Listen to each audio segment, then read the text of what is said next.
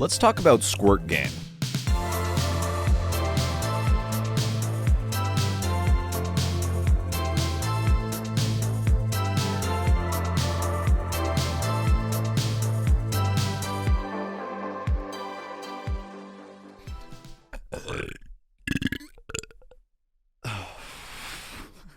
All right.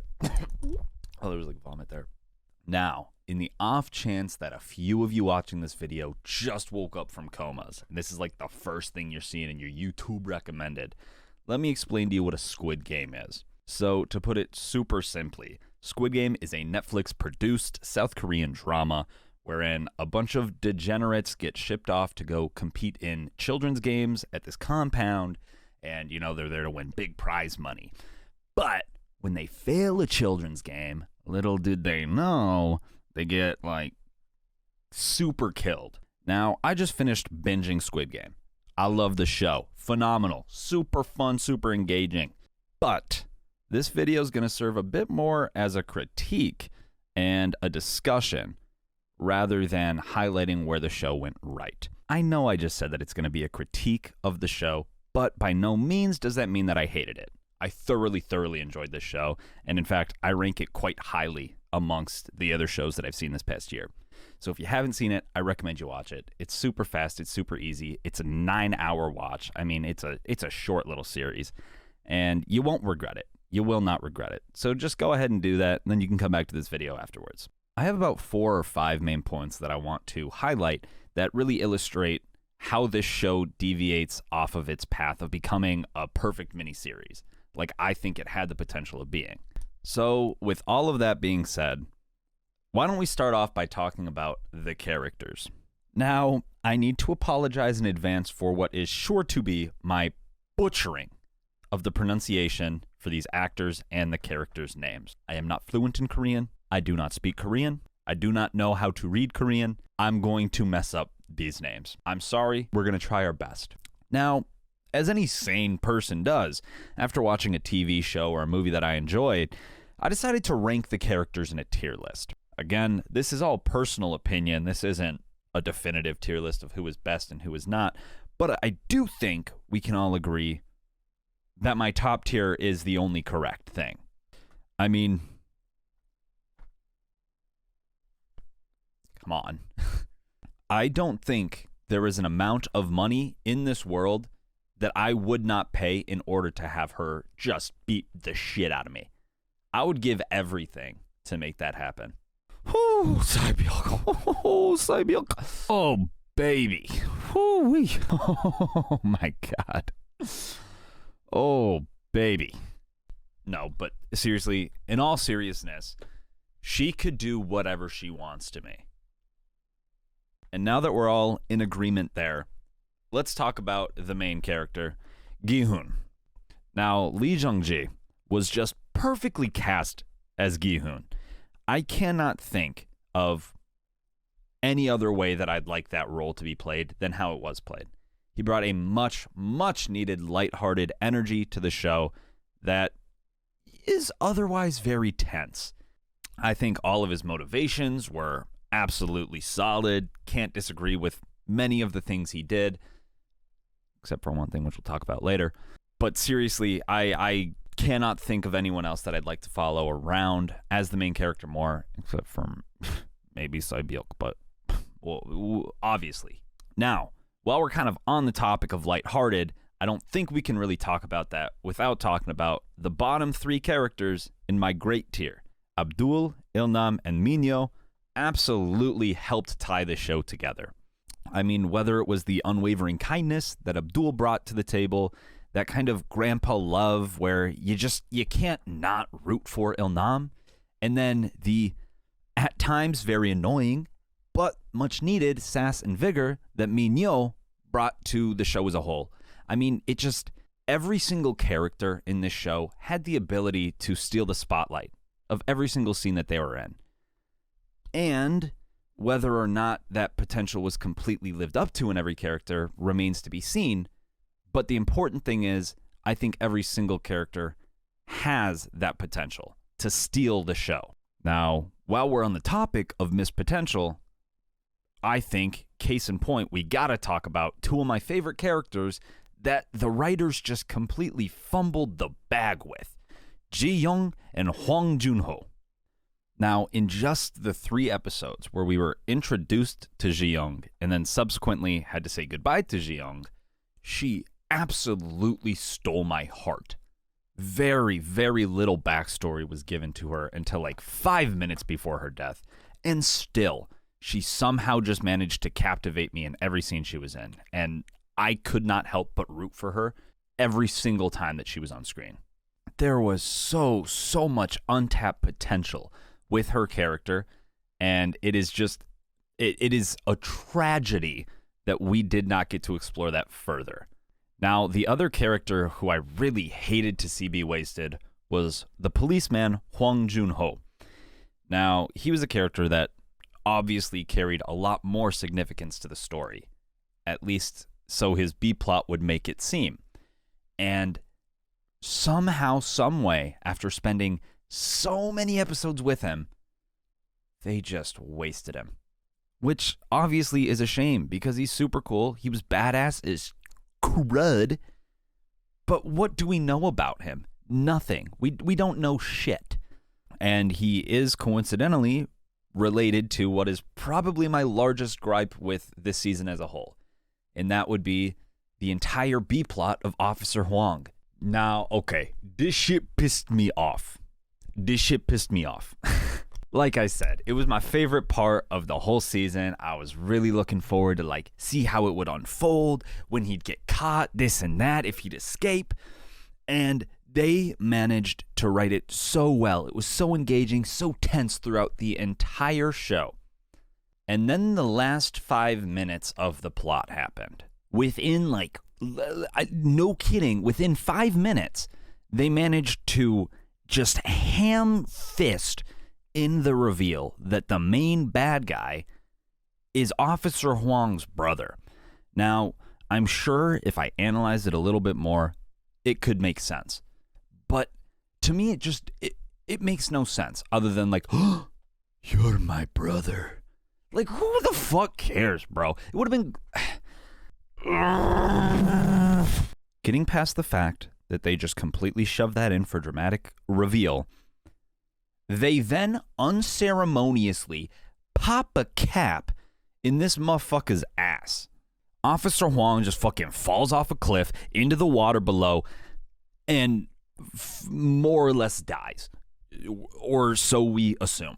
I've read theories online that there wasn't blood in the water, so he cannot be dead. He has to be alive. And like, as much as I want to believe that he is alive because I loved his character and I wanted them to do more with him, I think however they choose to do this is a lose-lose, right? If they kill him off like that, then the entire B plot line was pointless. Please let me know in the comments below if you don't think that the entire B plot of Officer Hwang was pointless, but I cannot in my mind create justification as to why I should care about anything that I just saw. Because like if we go a year in the future, right? At the very last episode, we go a year in the future. We know that the island is still in operation. We know that the game is still going on. So clearly, at least we would be safe to assume that the texts did not go through. No further investigation has gone onto the island. So everything that we built up to, the reveal of, he's taken the videos, he's been caught, he sent the texts maybe, was for nothing. Because nothing came of them. He was killed in an unceremonious way that led to zero change. No resolution. It was like we were climbing, we were almost at the resolution, and then rock bottom, his entire plot line wrapped in a bow, over, with no payoff. So we just wasted all that time getting super invested, and all this, for nothing to come of it and for it to just not matter at all. And that pisses me off. I'm mad. And in some alien universe, right? If they release season 2 and boom, oh my God, he's alive. Shocker. He managed to swim thousands of miles to shore or some shit. If he is alive, it's going to seem so unrealistic, and at that point, he should just be dead. You should not be alive. Now, my immersion is ruined. Now, as a whole, that plot, that B plot is my biggest problem with the show. It makes me really mad to think about. But that is not the only problem I have with the plot.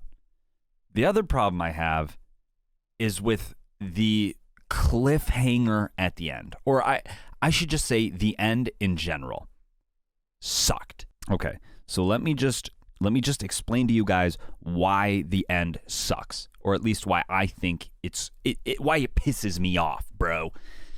So we have 1 year later, after everything happens, Gi-hoon finally decides to use the money to better himself, better his life, better the people around him.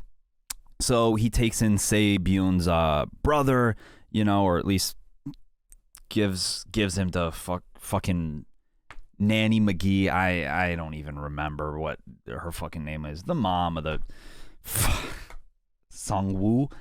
The mom of Song-woo? Was it Song-woo?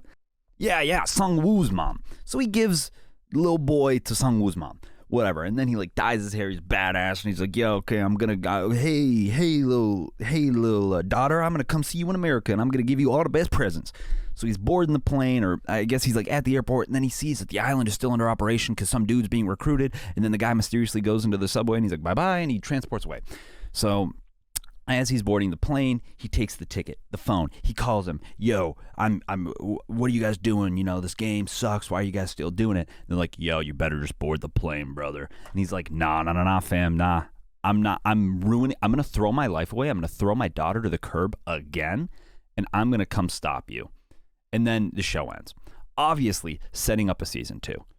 No question about it. Most successful show in Netflix's recent history. They're setting up a season 2. But oh my God, if Money Hungry Netflix didn't do that, it could have been so much better. So in an ideal world, again, I'm not a writer. There's a reason I'm not getting paid for this shit. Because I'm not a Hollywood writer. Or what is South Korea's equivalent of Hollywood? Korea Hollywood is Hollywood. Sure, Hollywood. Why not? I'm not a Hollywood writer, okay? I don't make these massive media shows, cinema, films. I don't make these. Obviously, I'm not a professional, but I think the show could have been so much better if they just added one more episode to this season. An episode where they actually wrap up the police plotline, whether it's the policeman, the Navy, they get the message, it's delivered, they come to the island, they're like, oh my God, we got to shut this shit down. Big fight takes place. And then maybe even we could, see that TNT in the tunnels get used. Like they hinted at, but never fucking used. They hinted at this TNT in the tunnels for what? And maybe we'll find out in season 2. But if they had just done that, wrapped it up, boom, bad guys eliminated, no more games, at least so we think in our happy little heads, I don't care. And then we flash back to a year later, and instead of he actually goes to America and sees his daughter, and then it's happy ever after. That's what it should have been, okay? That's what it should have been. Fight me, I don't care.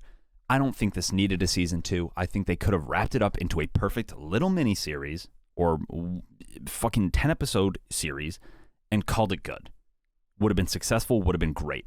But instead, they are making it super convoluted and, reaching for more money. They want to suck all the money from the little teat of this show that they can get. And they're making a season 2. And there doesn't need to be one. And it's just making me mad. I hope they prove me wrong. And they make an excellent season 2 that wraps everything up into a neat little bow. I just have low hopes as of this moment. But we'll see where they take it from here.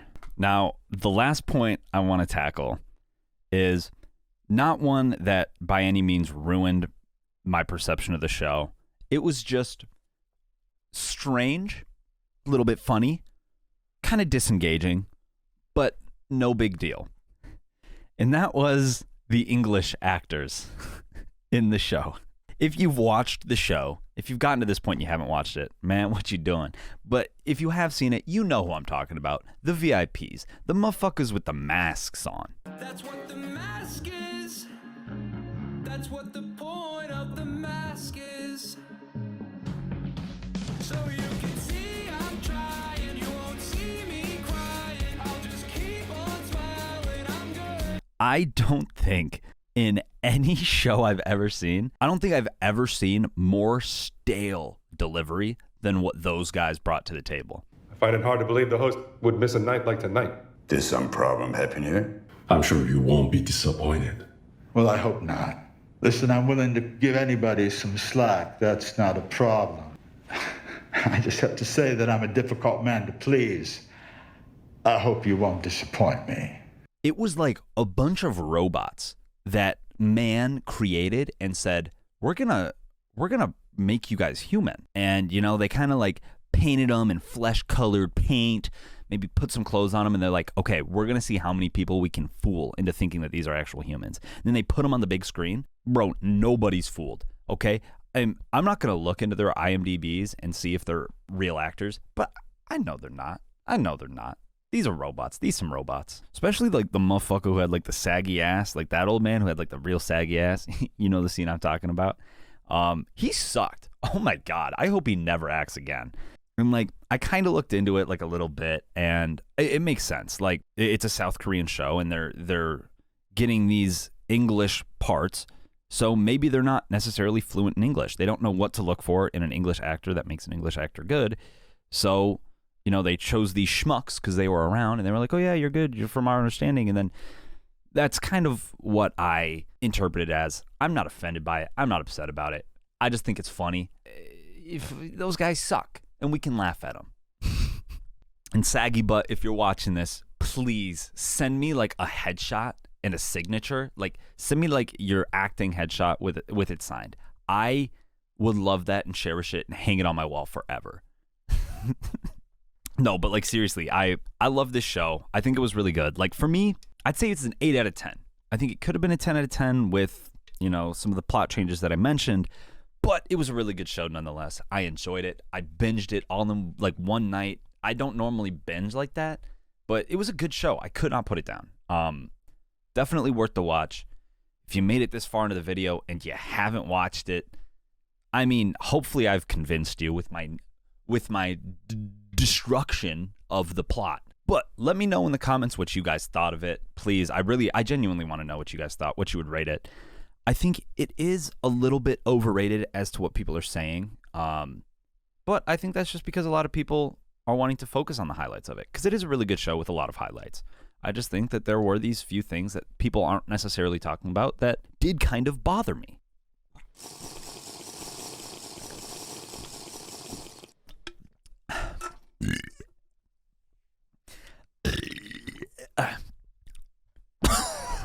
That being said, if you disagreed with anything I said, the joke's on you. You just watched this entire video of me saying my opinions. So thanks for that, man.